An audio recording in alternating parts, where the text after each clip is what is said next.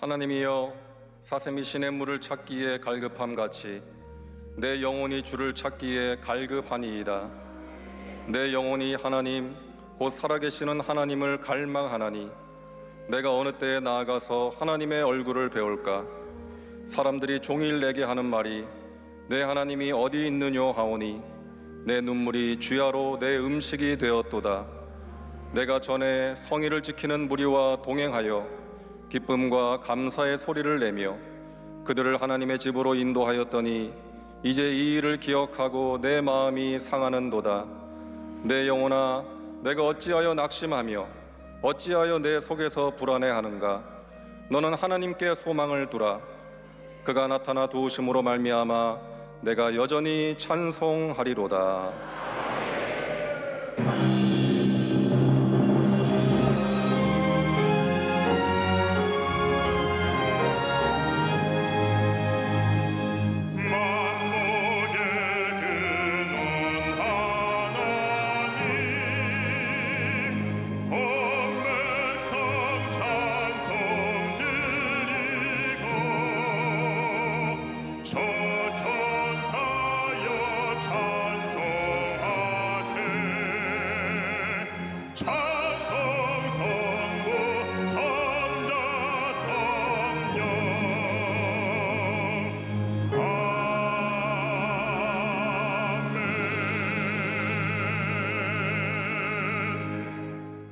전능하사 천지를 만드신 하나님 아버지를 내가 믿사오며 그 외아들 우리 주 예수 그리스도를 믿사오니 이는 성령으로 잉태하사 동정녀 마리아에게 나시고 본디오 빌라도에게 고난을 받으사 십자가에 못 박혀 죽으시고 장사한 지 사흘 만에 죽은 자 가운데서 다시 살아나시며 하늘에 오르사 전능하신 하나님 우편에 앉아 계시다가 저리로서 산자와 죽은 자를 심판하러 오시리라.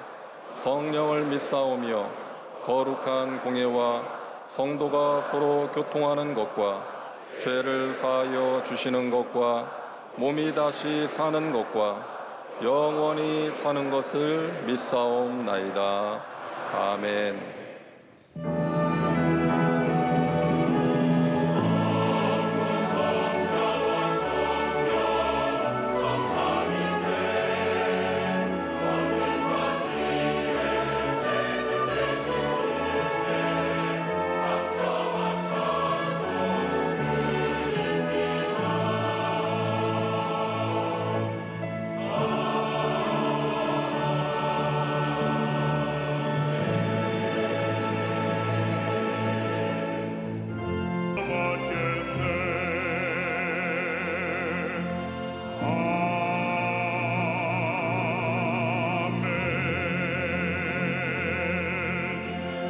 사랑이 많으신 우리 아버지 하나님, 크신 은혜와 사랑을 진심으로 감사하고 감사를 드립니다.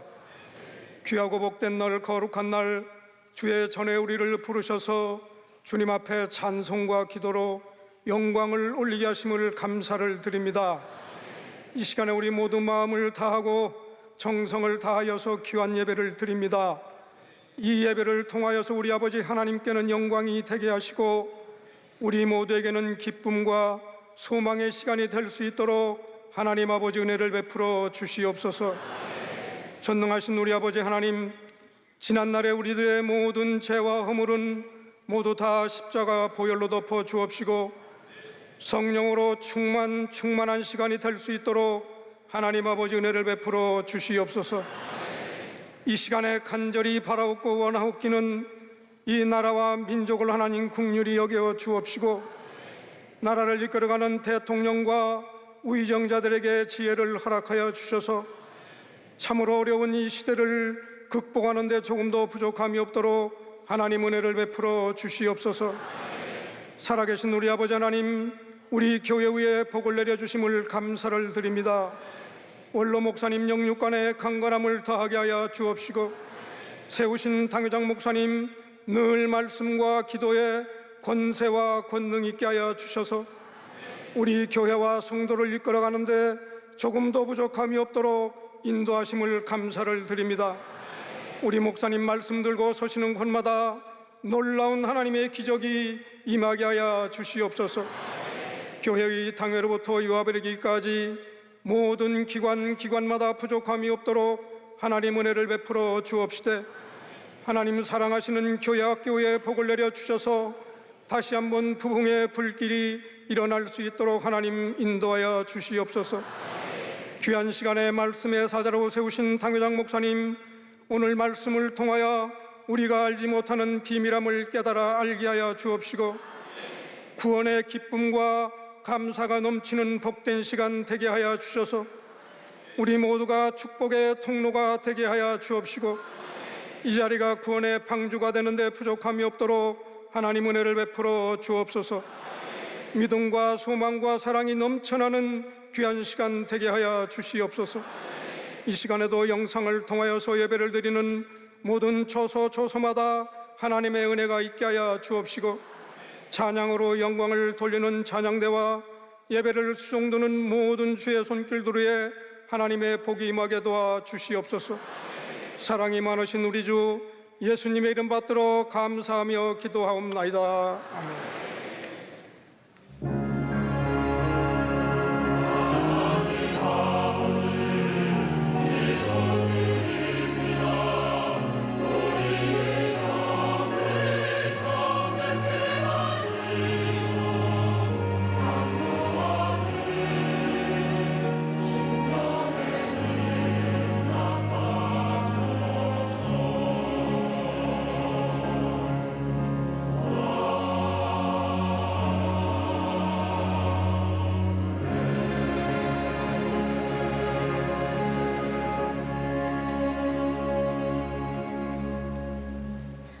오늘 은혜 받으실 말씀은 시편 130편 1절에서 6절까지의 말씀입니다.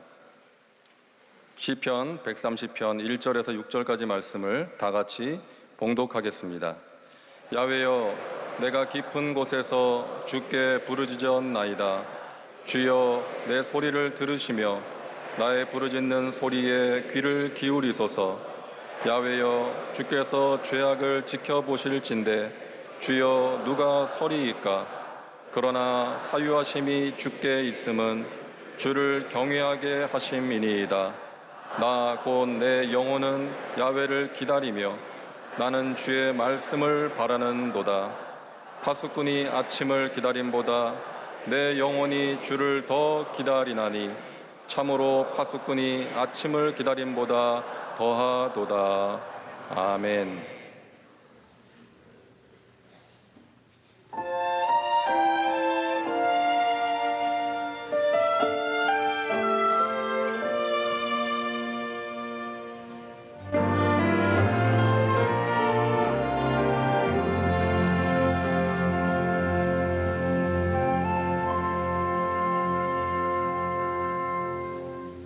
하늘을 보 별도 없이 정신없이 세상을 살다가 마음에 먹먹함이 내 삶을 짓누를 때 그제서야 주님을 찾습니다.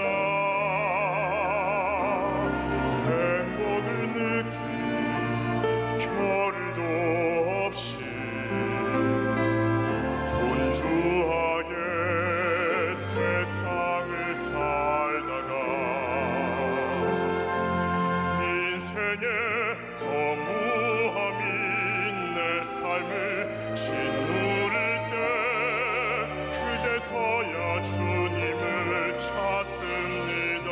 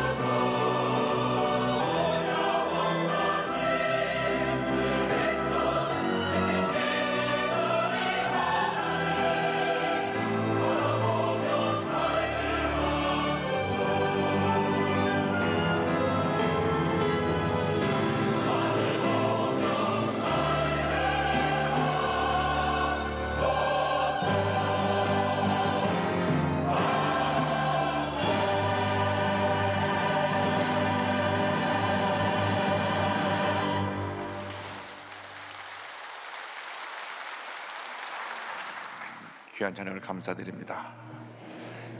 인사 나누겠습니다. 오늘은 참으로 좋은 날입니다. 사랑의 예수님이 우리와 함께 계십니다. 예수님 안에서 좋은 일이 있습니다. 오늘 시편 130편 1절로 6절 말씀 가지고 내가 깊은 곳에서 이와 같은 제목으로 함께 말씀을 나누기 원합니다. 제목을 한번 따라해 주시기 바랍니다. 내가 깊은 곳에서, 내가 깊은 곳에서.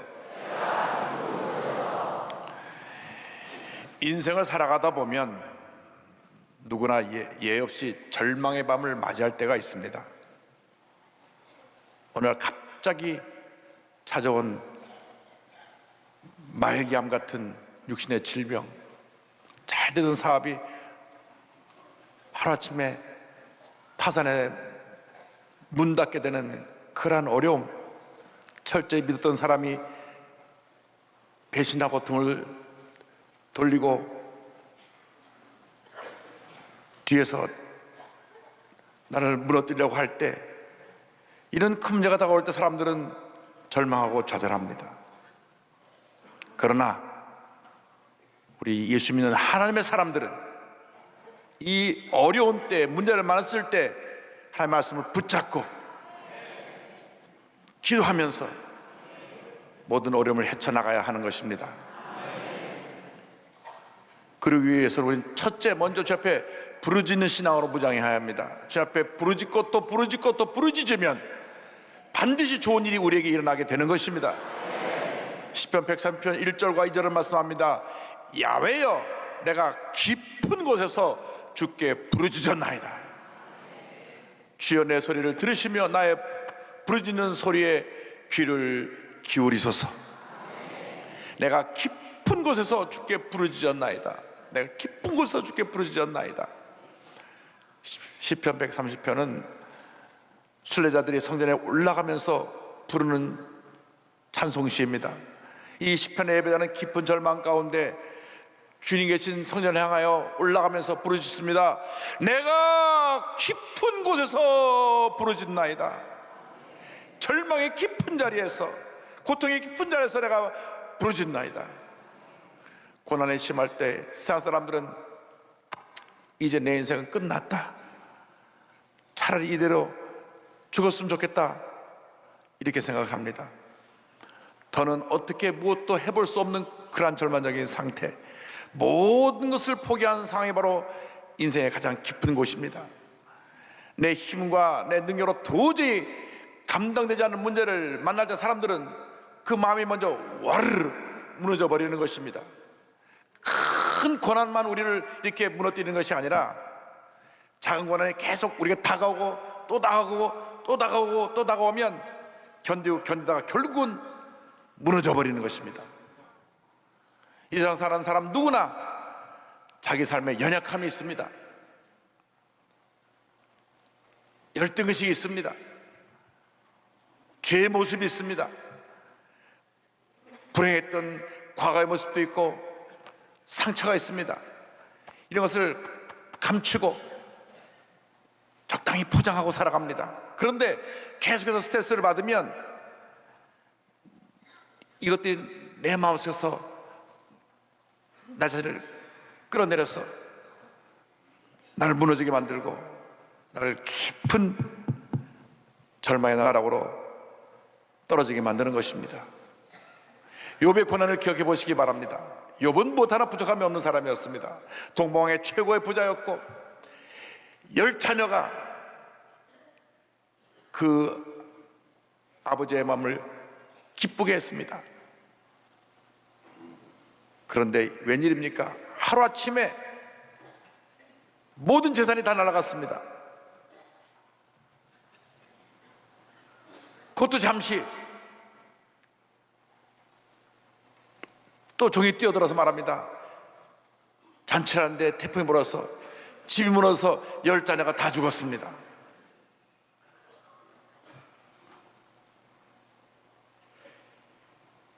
재산을 잃은 것은 다시 열심히 노력해서 모으면 되지만 10잔을 한꺼번에 다 잃어버렸으니 그 슬픔은 말로 다 할 수가 없을 것입니다. 10손가락 깨물어 안 아픈 손가락이 없다고 했는데 10자녀가 다 죽었으니 어떡합니까? 몸에 질병이 다가왔습니다. 온몸에 부스럼이 나고 그래서 기아장으로 벅벅 긁어도 가려운 고통 속에 빠지게 됐습니다. 성경학자는 피부암 같은 것이 걸리지 않았나 그런 해석도 하기도 합니다.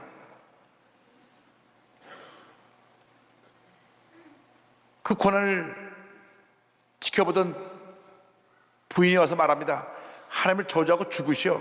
당신이 믿는 하나님이 살아계시다면 어째 그런 일이 당신에게 일어날 수가 있어? 각 거둔 친구들이 와서 말합니다. 당신 고토로만 의로운 죄지 무슨 죄를 지었어? 회개하라고. 재산도 자녀도 건강도 아내도 친구도 모든 사람을 다 떠나가 버린 것입니다.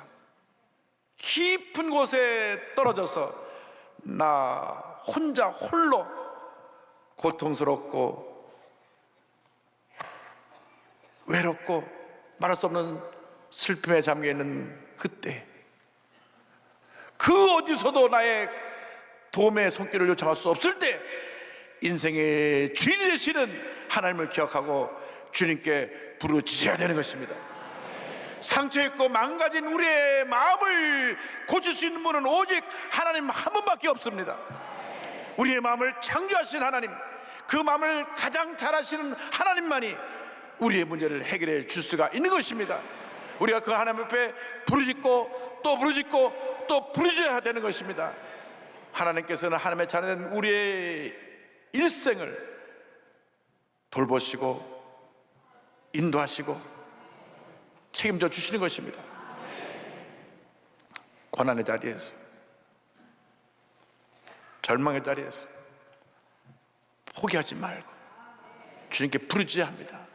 주여 나를 불쌍히 여기소서, 나를 이 절망에서 건져주시옵소서. 시편 140편 6절을 말씀합니다. 내가 야훼께 말하기를 주는 나의 하나님이시니 야여 나의 간구하는 소리에 귀를 기울이소서 하였나이다.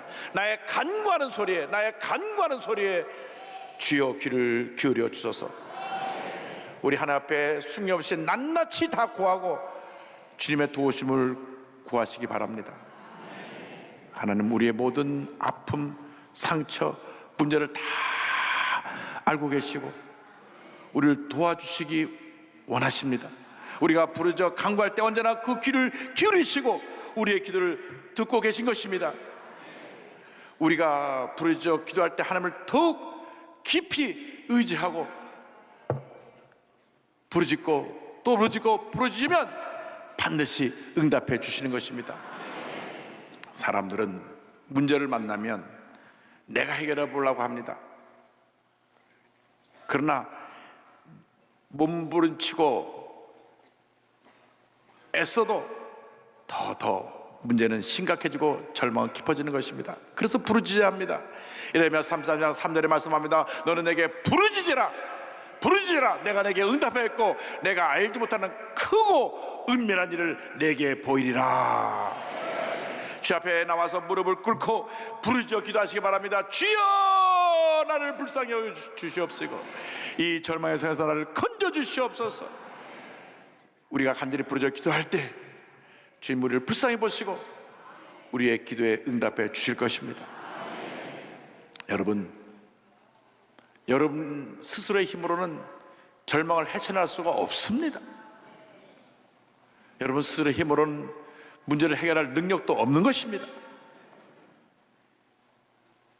도움이 없는 사람을 의지하지 말고 문제 해결자 되시는 주님을 의지하는 여러분 되기를 바랍니다. 둘째, 우리가 주님 앞에 부르짖을 때 주님의 용서하심을 구해야 합니다. 주님의 용서하심이 있을 때 우리가 은혜 가운데 머물러 있을 수가 있습니다. 시편 130편 3절 4절 말씀합니다. 야여 주께서 죄악을 지켜보실진데 주여 누가 서리까? 그러나 사유하심이 주께 있으면 주를 경외하게 하심이니이다. 사유하심이 죄를 용서하심이 오직 주님께만 여러분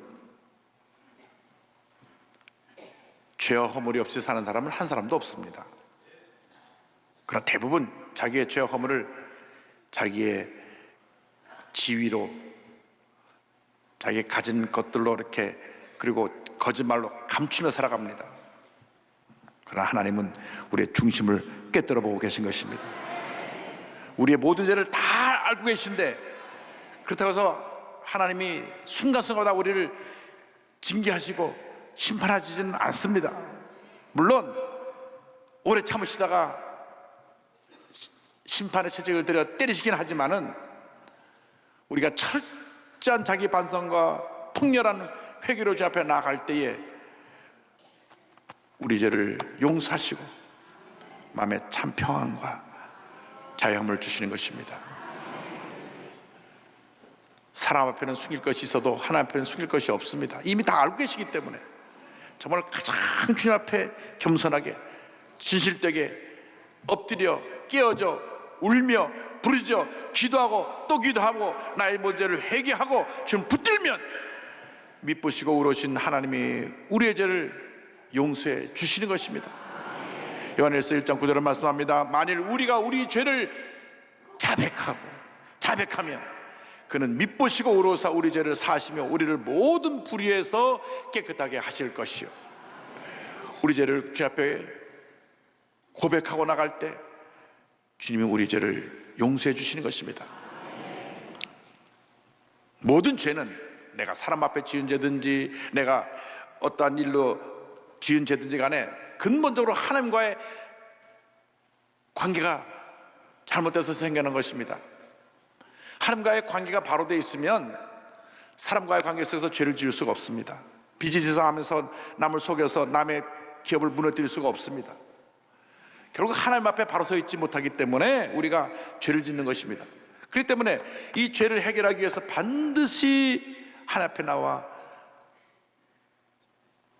주님 앞에 회개하고 주의 용서를 빌어야 되는 것입니다. 이사야 55장 10절입니다. 악인은 그의 길을, 불의한 자는 그의 생각을 버리고 야훼께로 돌아오라. 그리하면 그가 긍휼히 여기시리라. 우리 하나님께로 돌아오라. 그가 너그럽게 용서하시리라. 주님께 돌아오라고 말씀합니다. 하나님은 우리를 사랑하시고 긍휼히 보시는 참으로 좋으신 하나님이신 것입니다. 통행에 자복하며 주여 나의 죄를 용서하여 주옵소서 눈물로 기도할 때 우리를 긍휼히 여기사 우리를 어루만져 주시고 우리의 죄와 허물을 용서해 주시는 것입니다. 우리가 잘 알고 있는 탕자의 비유는 사실 주인공이 탕자라기보다는 그 방탕한 아들을 끝까지 인내하시고 용서하시고 품으시는 그 주인 하나님이라 할 수 있습니다. 이 탕자는 아직도 아버지가 건강하게 살아계시는데 아버지 돌아가시면 주실 유산을 미리 주세요. 얼마나 불의 자식입니까? 아버지가 살아계신데 아버지 제 유산을 물려달래요. 그래서 그 둘째 아들의 간청에 못 이겨서 유산을 떼어주니까 그 재산을 갖고 나가서 허랑방탕하고 다 날려버렸습니다. 거지가 되었을 때 그제서야 스스로 그의 잘못을 뉘우치기 시작했던 것입니다. 주머니에 든 것이 있을 때는 깨닫지 못하고 가진 모든 재산을 다 탕진하고 난 다음 그제서야 회개하고 집으로 돌아갈 마음이 생긴 것입니다. 고난을 당하고 마음이 깨어지고 난 다음 그때서야 자기의 죄를 잘못을 깨닫게 된 것입니다. 이에 스스로 돌이켜 이르되 내 아버지에게는 양식이 풍족한 품꾼이 얼마나 많은가 나는 여기서 주려 죽는구나 스스로 깨달았습니다. 탕자의 진짜 죄는 재산 탕진이 아니라 아버지의 품을 떠난 것입니다. 그가 죄를 용서할 수 있는 유일한 길은 아버지께로 돌아가는 것입니다. 우리의 죄는 하나님 앞에서 잘못한 것이기 때문에 하나님께로 돌아가야 되는 것입니다. 누가복음 12장 20절을 말씀합니다. 이에 일어나서 아버지께로 돌아가니라. 아직도 거리가 먼데 아버지가 그를 보고 치근히 여겨 달려가 목을 안고 입을 맞추니 탕자는 이제 내가 이렇게 죄짓고 방탕한 삶을 살다가 왔으니 이 아버지 부잣집에서 날 종으로라도 받아주면 좋겠다 왔는데 아버지는 그렇지 않았습니다. 아버지는 아들이 집을 나간 그날부터 늘 문 밖에 서서 아들이 돌아오기만을 기다렸습니다. 아버지의 무한한 사랑인 것입니다. 단 한 번도 아들을 버린 자식이라고 생각하지 않고 그가 잘못된 길을 돌이켜 돌아오기만을 바랬던 것입니다. 누가복음 15장 24절은 말씀합니다. 이 내 아들은 죽었다가 다시 살아났으며 내가 잃었다가 다시 얻었노라하니 그들이 즐거워하더라. 할렐루야. 하나님이 이렇게 우리를 사랑하시는 것입니다. 그러니까 다시 말하면 우리가 죄를 짓고 방탕한 삶을 살면 하나님의 품을 떠난 것입니다. 잃어버린 자식이 되는 것입니다. 오늘 잃어버린 자식의 삶을 사는 분이 혹시 없습니까? 빨리 주님께 돌아오시기 바랍니다. 하나님 앞에서 죄를 인정하고 고백하기를 두려워하지 않게 되기를 바랍니다. 사람들은 죄를 인정하면 하루아침에 등을 돌리고 비판의 돌을 던지고 짓밟으려고 합니다. 그리고 내가 하지 않은 죄까지 막 다 덤탱이 씌워갖고 매장시키려고 합니다. 그러나 하나님은 사랑의 하나님이십니다. 우리가 죄를 인정하고 철저히 눈물로 회개하고 나올 때 우리를 품어주시고 용서해 주시는 것입니다. 우리를 용서하는 것이 우리 하나님의 기쁨이고 은혜인 것입니다. 죄를 회개하고 용서받고 주님의 은혜의 잔치에 참여하는 여러분 되기를 바랍니다. 죄의 회개와 용서는 우리의 호흡이 닿는 그날까지 계속되어야 합니다. 왜? 이 육신이 죄덩어리이기 때문에 예배를 드리고 나가는 그 순간 알게 모르게 내가 생각으로 죄를 지을 때가 많이 있습니다. 알게 모르게 내가 입술로 죄를 지을 때가 많이 있습니다. 행동으로 죄를 지을 때가 많이 있습니다. 철저하게 순간순간 하나님과 나와의 관계 속에서 이 죄의 문제를 해결해야 됩니다. 주여, 내 교만과 내 고집과 나의 잘못된 판단과 나의 입술에 잘못된 고백을 다 용서해 주시고 내가 이제는 하나님을 기쁘시게 하는 삶을 살게 하시고 하나님께 영광돌리는 삶을 살아가는 주님의 자녀가 되게 하여 주시옵소서. 죄 용서를 받은 후에 우리는 셋째로 주님만 바라보는 신앙으로 나가야 합니다. 시편 130편 5절은 말씀합니다. 나 곧 내 영혼은 야훼를 기다리며 나는 주의 말씀을 바라는도다. 하나님 우리의 죄를 용서하시고 우리를 절망에서 건져주시는 분이십니다. 여러분, 우리의 문제가 어디 있습니까? 기도하지 아니하고 또 죄 용서도 받지 아니하고 적당히 포장하고 살아가니까 끊임없는 문제가 우리를 둘러싸고 있는 것입니다. 고난할 때, 절망할 때 주님을 바라보고 약속 말씀을 꼭 붙들어야 되는 것입니다. 세상의 음성은 잠시 위로를 주고 지나가 버리지만 주님의 말씀은 내 마음 가운데 탁 뿌리를 내려서 내가 요동하지 않게 만들어주시고 주님의 기쁨과 은혜와 평안함을 넘치게 부어주시는 것입니다. 왜 우리에게 고난이 다가옵니까? 왜? 크게 두 가지입니다. 하나는 내가 잘못해서, 또 하나는 우리의 믿음이 더 크게 자라기 위해서. 대부분 내 잘못 때문에 고난이 옵니다. 그래서 시선을 내가 세상을 향하고 잘못된 것을 향했던 것을 다시 주님께로 돌이키게 하기 위해서, 세상으로 가던 발걸음을 다시 주님께로 돌아서기 위해서 우리에게 고난이라는 채찍을 때리시는 것입니다. 이때 주님께 돌아오지 않냐고, 주님을 바라보지 않냐고 내 힘으로 해보겠다면 더 깊은 수렁에 빠지게 되는 것입니다. 세상의 도움을 기대하지 말고 주님의 도우심을 간구하는 여러분 되시기 바랍니다. 세상의 도움은 완전하지도 않고 우리의 문제를 해결해 줄 수도 없는 것입니다. 여러분, 죄로 인해 망가진 인생은 고쳐서 쓰는 것이 아닙니다. 망가진 인생은 내던져버리고 새로운 인생으로 새롭게 시작해야 되는 것입니다. 그래서 어떻게 세상이 해줄 수가 있습니까? 어떻게 세상이 망가진 인생을 새로운 인생으로 만들어 줄 수 있습니까? 오직 하나님만이 예수 그리스도 안에서 우리를 새롭게 창조해서 하나님 앞에 쓰임받는 귀한 인물로 만들어 주시는 것입니다. 고린도후서 5장 17절은 고백합니다. 그런즉 누구든지 그리스도 안에 있으면 새로운 피조물이라. 이전 것은 지나갔으니 보라 새 것이 되었도다. 보라 새것이 되었도다. 예수 그리스도 안에 있으면 새로운 피조물이 된 것입니다. 새롭게 창조된 하나님의 귀한 자녀가 된 것입니다. 더 이상 망가진 인생이 아닙니다. 더 이상 찌그러진 인생이 아닙니다. 더 이상 상처 입은 인생이 아닙니다. 우리는 새로운 인생입니다. 새로운 인생입니다. 주님만 바라보고 나가는 여러분 되기를 바랍니다. 주님의 은혜를 날마다 사모하며 주님만 바라보고 믿음으로 전진 또 전진해 나가는 여러분 되기를 바랍니다. 막연한 기대가 아니라 약속의 말씀을 붙잡고 나가는 것입니다. 우리를 한평생 함께 하시고 도와주시다는 그 약속의 말씀, 우리를 떠나지 아니하시다는 그 약속의 말씀, 우리에게 응답해 주다는 그 약속의 말씀을 붙잡고 나갈 때 반드시 우리에게 좋은 일이 일어나는 것입니다. 이사야 41장 10절로 우리에게 권면하십니다. 두려워하지 말라, 내가 너와 함께함이라. 놀라지 말라, 나는 내 하나님이 됨이라. 내가 너를 굳세게 하리라.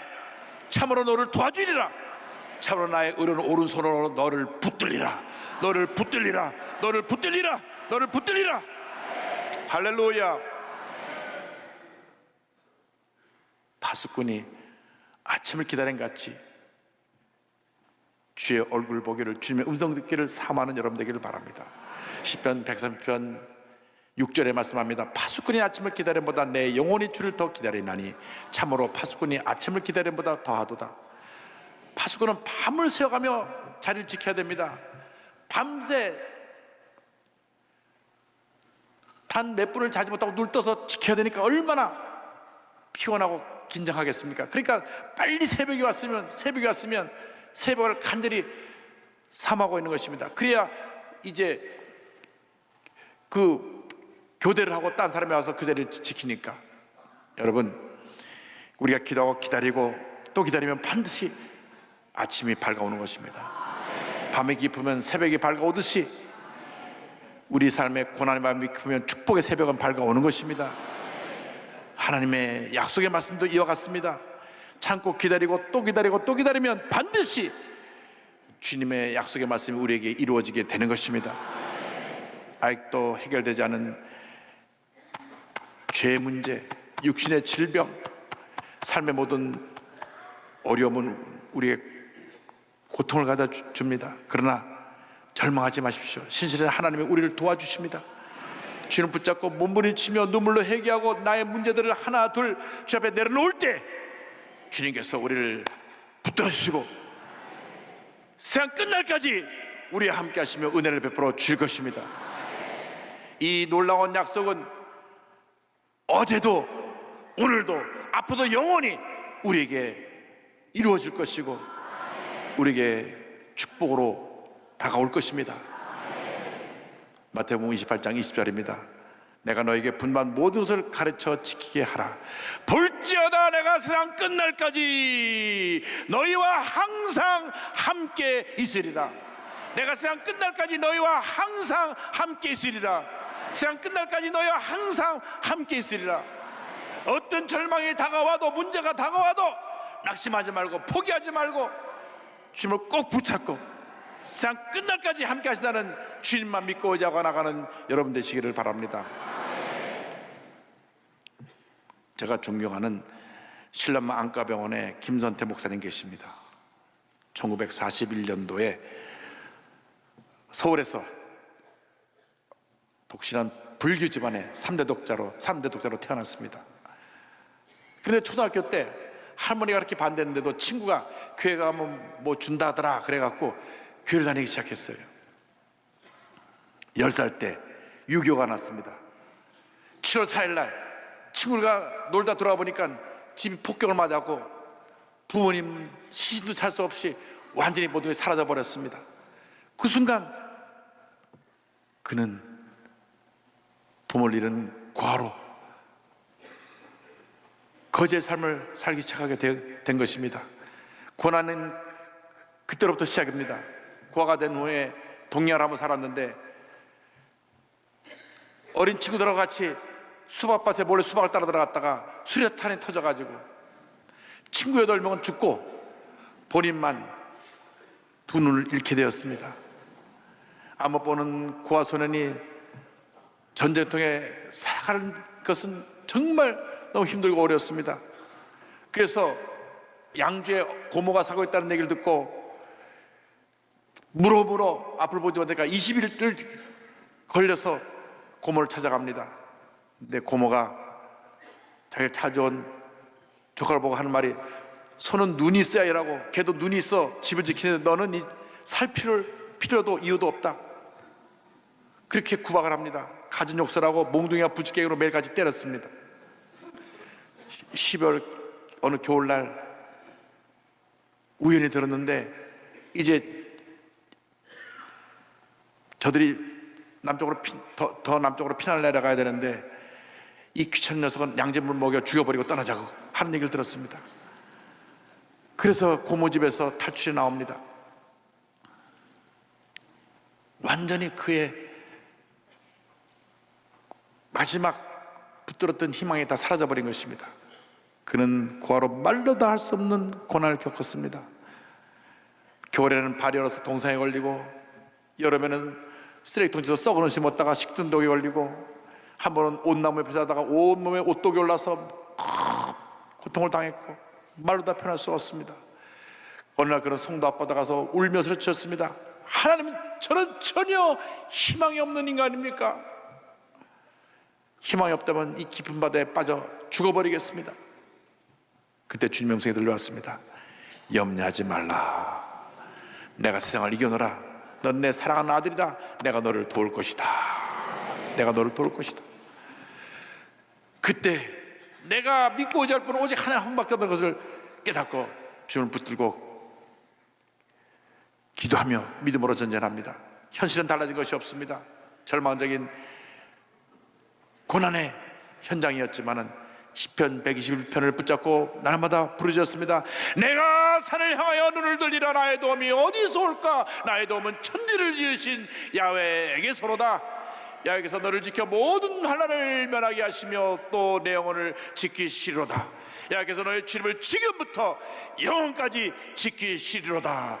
지금부터 영원까지 지키시리로다. 지금부터 영원까지 지키시리로다.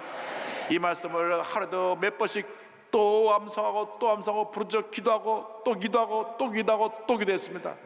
그러자 하나님께서 그를 붙들어주시고 새로운 인생의 길에 새로운 문을 열어주십니다. 교회 전사님 도움으로 수영실 중학교, 고등학교를 졸업했습니다. 당시 문교부, 교육부법에 시각장애인이 학교를 들어갈 수가 없어요. 그런데 문교부 장관을 33번이나 찾아가가지고 결국 입학허가를 받아서 숭실대학교를 졸업을 하고 장로교 신학대에서 신학 공부를 한 다음에 그가 주의종이 돼서 미국 맥코맥 신학단에서 목회학 박사까지 공부를 했습니다. 목사가 되어서 시각장애인들을 위해서 헌신하고 있는데 그는 학교도 세우고 장학금도 주고 점자 성경 찬송가도 보고합니다. 신람 안과병원과 신람 시각장애인 복지관, 신람 요양원을 세워 시각장애인들의 치료 복지를 위해서 애쓰고 있는 참으로 귀한 목사님이십니다. 2007년에는 아시아인의 노벨상이라고 불리는 막사이 상도 수상하기도 했고 인생의 이모작은 70부터라고 하는 말을 하면서 지금도 79세인데 열심히 의료 선교 활동을 하고 계십니다. 참으로 귀한 주의 종입니다. 할렐루야. 김선태 목사님 이렇게 고백을 합니다. 본인이 거지 왕초로 부르다가 이제는 남자 헬렌킬러 부르게 됐다고 말하면서 저는 절망의 구덩이에서 인간 최하의 거지 생활을 하며 살았습니다. 그때 꽁꽁 얼었던 몸을 따뜻하게 녹일 수 있었던 유일한 방법은 오직 아침의 태양볕 아래 있는 것이었습니다. 누구나 인생의 어두운 순간을 만날 때가 있습니다. 그러나 그 순간 우리는 알지 못하지만 인생 어디에선가 어떤 모양으로든 비추는 하나님의 인도하시는 따뜻한 태양빛이 있기에 절대로 삶을 포기하지 말아야 합니다. 하나님께서는 최악의 인생을 최고의 인생으로 인도하십니다. 할렐루야. 어떤 고난의 자리에, 절망의 자리에 여러분 고통하고 신앙마음으로 계십니까? 주님께 부르짖어 기도하시기 바랍니다. 여러분의 모든 죄악을 주님께서 용서해달라고 주님의 용서함을 구하시기 바랍니다. 그리고 주님만 바라보고 약속 말씀 붙잡고 모든 어려움을 이기고 승리하는 여러분 되시기를 주님의 이름으로 축원합니다. 축원합니다. 축원합니다. 기도하겠습니다.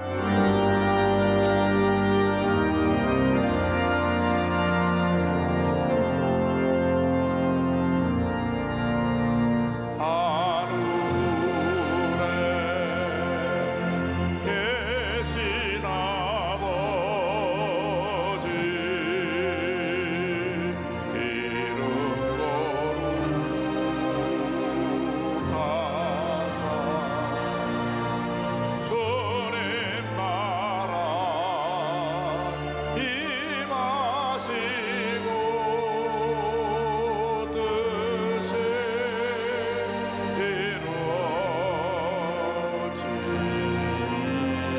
이루어지이다.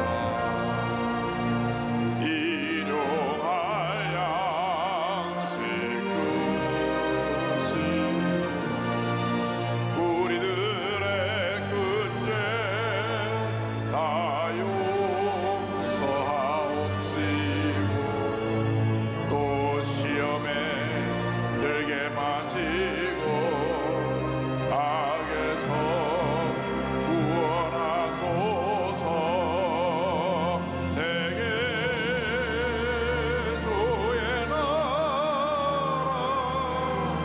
저희의 권세 저의